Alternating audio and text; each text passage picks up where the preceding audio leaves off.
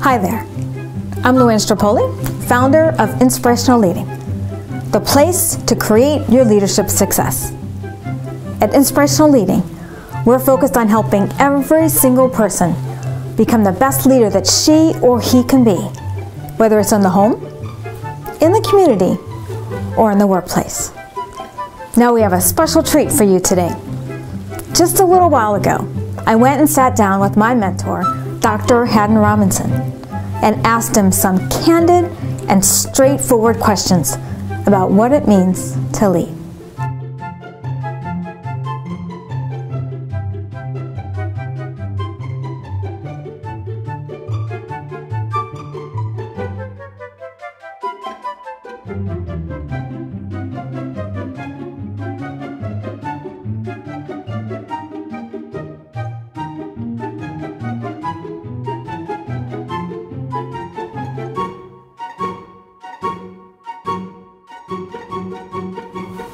Well, as you can see, Dr. Haddon Robinson has quite a resume and has gathered up a wealth of experience from which we can learn. To begin our discussion, I asked him one question. It was this: who has been one of your greatest mentors from which you've learned how to lead? Well, one of the people from whom I learned is Dr. John Walford, who is president at Dallas Seminary. I don't think he intended to mentor me, but I learned a lot from him. I learned a lot from him positively and negatively. I learned what you ought to do as a leader, what you ought not to do as a leader. But he had a great influence on me. I found him a man who was deeply desirous of raising the money to keep the seminary going. People on the outside often don't realize how much it takes in order for a seminary to exist. But he rearranged much of the seminary's outreach in order to raise funds. And it occurred to me that, yeah, you can't become a president without getting involved in fundraising. But friends used to say to me, look, I don't give to Denver Seminary, I give to you because you're the president of Denver. If you cease to be the president, I don't think I'm going to continue to give. Wow. So that's the kind of thing. Wow. You find it to be true in a lot of different areas.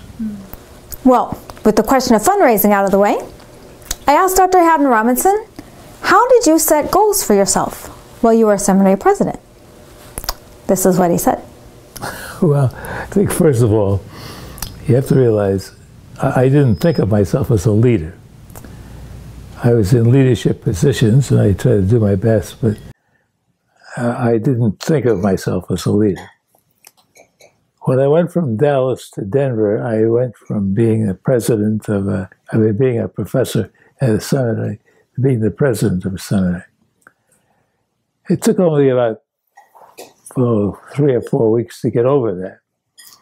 I realized when I got there that nobody particularly cared whether I was a leader as a president or not. What they really wanted to know was, can you do the job of leading a group of people who are scholars and a staff under them to accomplish something for this school? So I had to decide when I got there what I wanted to accomplish. And it wasn't easy. It took some time to do that.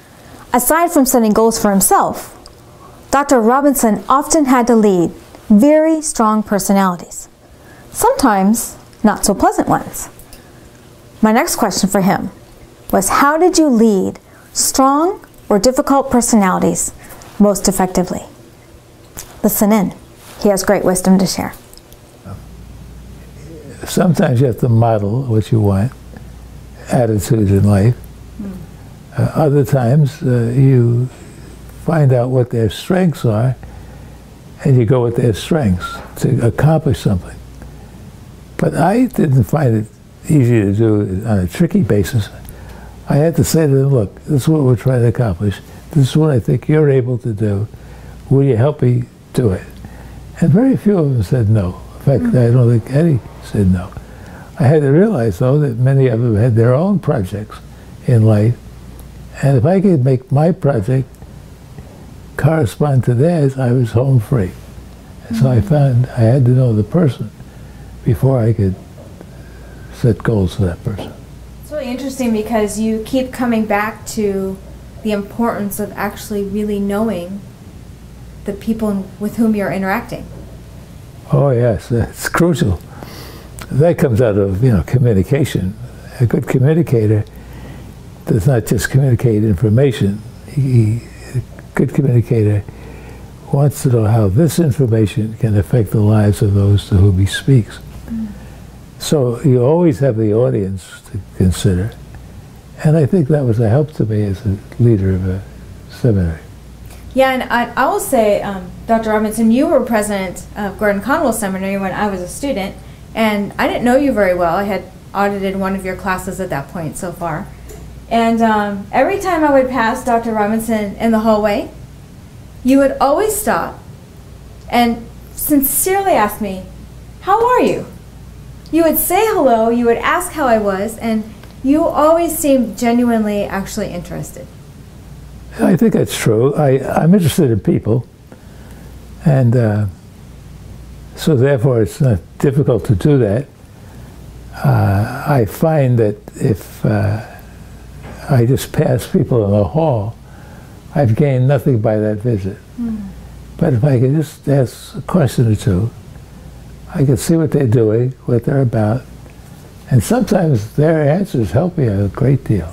There's a high priority on having relationship with the people with whom you're leading. And yeah, when you talk about being a leader, the question is who's following you.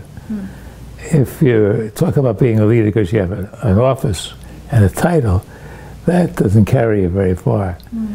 So the real question for a leader is who's following you, who do you want to follow, whom do you want to follow you, and then those are the people that you try to influence. And in the seminary, it's a faculty, but it's also a student body, people in your class, and each of those relationships are different relationships, but they are relationships with people, and those are the people that you're trying to lead.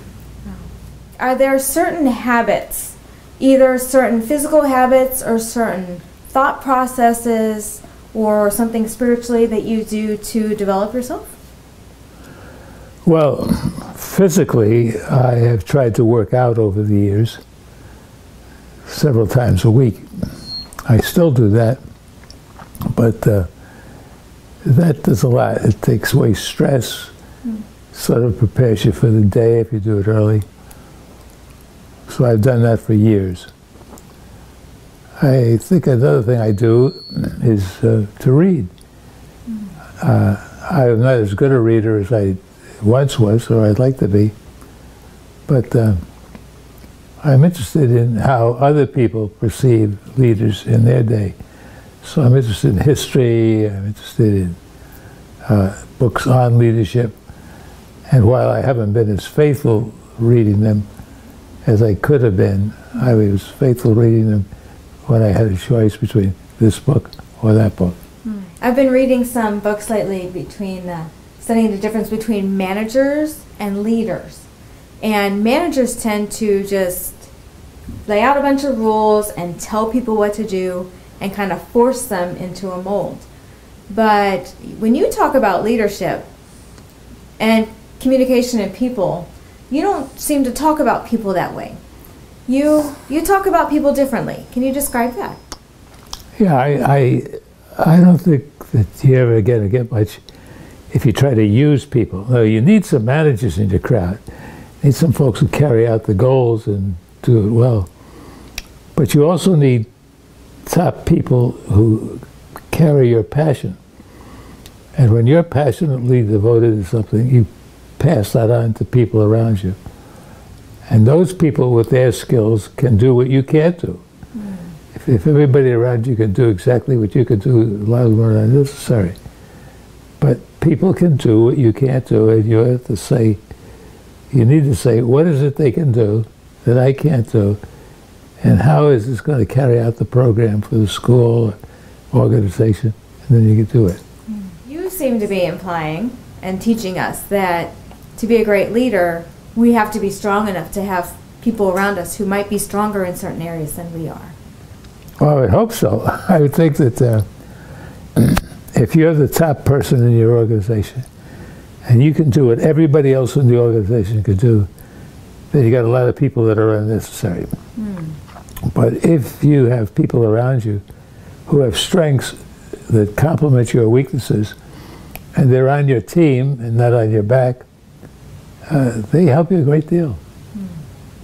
But I don't think, I never thought of that as a leader. I just thought that as a way of getting people to go along with what we needed to accomplish as a school or as an organization. Well, we're near the end of our interview with Dr. Haddon Robinson. And I didn't want to miss the opportunity to ask him a very important question. Dr. Robinson, what would you say to young leaders who are coming up the ranks and preparing for future leadership challenges? What one word of advice would you give them? Find someone who's willing to build into you, a person who could be a mentor to you. I have found that helpful. I found sometimes young men come to me and say, boy, would you mentor me? And I haven't had the time to do it for most, but the ones that I have done it for have really selected me rather than my selecting them. Years ago, when Dwayne Litford was at Dallas Seminary, he decided he wanted to be mentored by me, be close to me. So he went out of his way to do things for me and with me that I needed as a teacher. He claims that that helped him a lot in his life. I know that there are those who have things to do and traits they need, who have deliberately selected somebody with those traits. It's helped them, and it's certainly helped the cause that they represented. So it's interesting, you're encouraging younger leaders to actively seek out mentors rather than waiting for the mentor to notice them. If you wait for a mentor to seek you out, he's not going to come. He may now and then, but you need to seek out people that you think, I'd like to see how that person does the job. I'd like to spend time with them, like to get his thinking. Most people are delighted to be mentors in that regard if what you're doing is helping them, and then the way they respond is helping you. Do you have any ideas about how younger leaders can learn to set priorities? Well, first of all, get a good administrative secretary. I've had several of them. They can save your life. And I gave them a great deal of freedom. That is, if they thought I was doing something stupid, tell me. Don't tell anybody else, tell me. And now and then, some of those people have, rescued me from the dogs. But who you have as your administrative secretary, that is the person who is representing you to the people coming into the office, the person who can speak for you, has that kind of power. That's a crucial place to begin. Then you also have to say, what are my priorities? What do I want? Usually that kind of person, if they're skilled, know you so well that they know you'd say yes to this, no to that. It doesn't necessarily mean that they will often do it on their own, but they have a keener idea of where you're trying to go than you do. Alice Matthews, who was one of the folks who was a secretary for me, could ask me the right questions. Why are you doing that? What makes you think that's going to work? And I didn't know it, but she forced me to speak to it, and that was a great help. Yeah, I mean, it's a great help to have someone who has the courage to speak up and sort of challenge you in a way. Yeah, but it depends. If you scare them, they don't have the courage. If you get angry with them when they ask you tough questions, then you aren't cultivating that courage. If they know you will really listen to what they have to say and you value their input, they'll tell you. And I really appreciate that. And it goes back to being the kind of leader who is willing to accept listening to things that might be a little bit challenging, right? Could be. Defensiveness never really helps in leadership positions. No, that's probably true. And it's certainly true that you can't take your counsel from everybody. So you have to be careful of the people that are closest to you, because you listen to them more. But we have a president, you have a Mr. Cheney, who's the vice president. And the vice president has a great deal of influence. You don't hear about him a lot, but in a good administration, he has a lot of power. But he can't assume that he's got to get that fame for himself. If he gets somebody who's trying to advance on you, it's not going to work. As you think about younger leaders coming up and developing themselves these days now for the next generation, would you have any final words of advice for them? Choose somebody to mentor you. Look at the people out there who have the skills you'd like to cultivate, and sometimes just say to them, look, I want to learn to do what you do, and I'm willing to do anything you want in order for me to be close to you. I've had a couple of fellows who've done that and have become leaders, but they would go out of their way to spend time with me. They were helpful to me, and they were deliberate about choosing me, and I was just happy to have somebody to help me. Well, there you have it. Our first interview with Dr. Haddon Robinson. I trust that you were inspired and learned from his wisdom and experience. If you have any comments on the interview, go ahead and leave that in our comment section. And let's get a discussion going so we can now learn from one another. If you have any questions for Dr. Robinson, feel free to put that in the comment section as well. And we'll do our best to find the answers for you. Now next week, we'll hear from Dr. and Mrs. Robinson as they talk together on the topics of leadership, family, and faith. Until then, remember, be inspired, be inspirational, be a leader.